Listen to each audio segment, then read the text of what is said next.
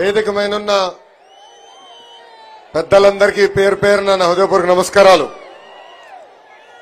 కష్టకాలాల్లో నాకు అన్నగా నిలబడిన పవన్ అన్నకి నా హృదయపూర్వక నమస్కారాలు. రాజకీయాల్లోకి రావాలనుకున్నప్పుడు నాకు అవకాశం ఇచ్చి నన్ను ముందరికి ప్రోత్సహించిన చంద్రబాబు నాయుడు గారికి నా హృదయపూర్వక ధన్యవాదములు.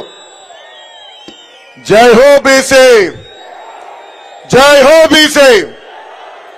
బీసీ అంటేనే ఒక భరోసా, బీసీ అంటే ఒక బాధ్యత, బీసీ అంటే ఒక భవిష్యత్తు, బీసీ అంటే ఒక భరోసా, బీసీ అంటే ఒక బాధ్యత, బీసీ అంటే ఒక భవిష్యత్తు.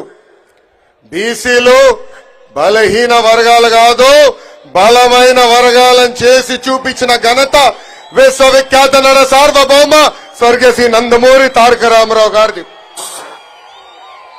ఆనాడు ఎంతో మంది బీసీ కుర్రోళ్ళకి అవకాశం ఇచ్చి చిన్న వయసులో మంత్రి వర్గానికి తీసుకొచ్చిన ఘనత అన్న ఎన్టీఆర్ది.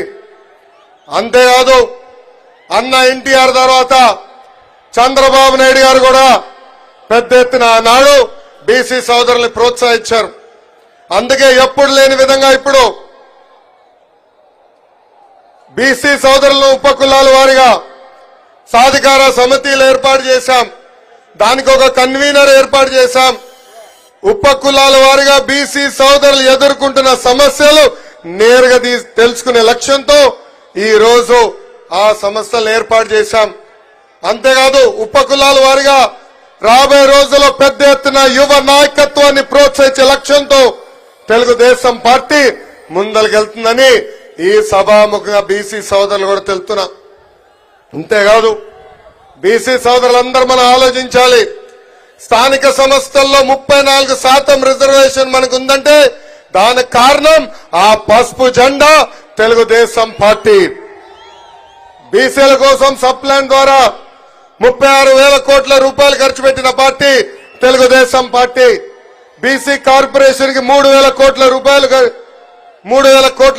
నిధులు కేటాయించి 4,20,000 మంది మన బీసీ సోదరుల నుంచి పేదరికం నుంచి బయటికి తీసుకొచ్చిన party Telugu Desam party.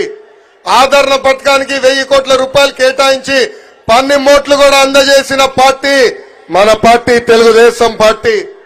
Best available schools, skill development, study circles, విదేశీ విద్య లాంటి అనేక సంక్షేమ కార్యక్రమాలు తీసుకొచ్చిన జెండా మన పసుపు జెండా.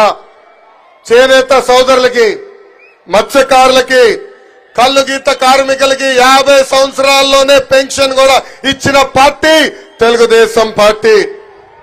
ఆనాడు మన ప్రభుత్వ అధికారంలో ఉన్నప్పుడు కేంద్రంలో ఏకంగా బీసీ సోదరుల కోసం ఒక మినిస్ట్రీ ఉండాలని ఆనాడు తీర్మానం కూడా చేసిన పార్టీ మన పార్టీ.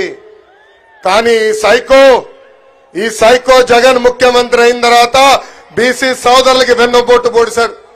ఆనాడు ఏకంగా బీసీ సోదరులు వెన్నుముక్క అన్న వ్యక్తి ఈ రోజు బీసీ సోదరులు వెన్నుముక్క ఈ రోజు ఇరగొట్టాడు. స్థానిక సంస్థలో 10% రిజర్వేషన్ తగ్గించి 16,000 మంది బీసీలకి ఏకంగా పదవులు దూరం చేశాడు. అంతేకాదు ఈ రోజు మనందరం చూస్తే 8,000 ఎకరాల బీసీ సోదరుల అసైన్ లైన్ ని వెనక్కి తీసుకున్న పార్టీ ఈ వైకాపా పార్టీ. ఆదరణ పథకం రద్దు చేశారు.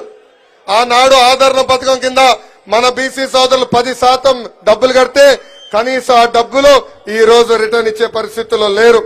ఇంకా బీసీ కార్పొరేషన్ నిధులు లేవు.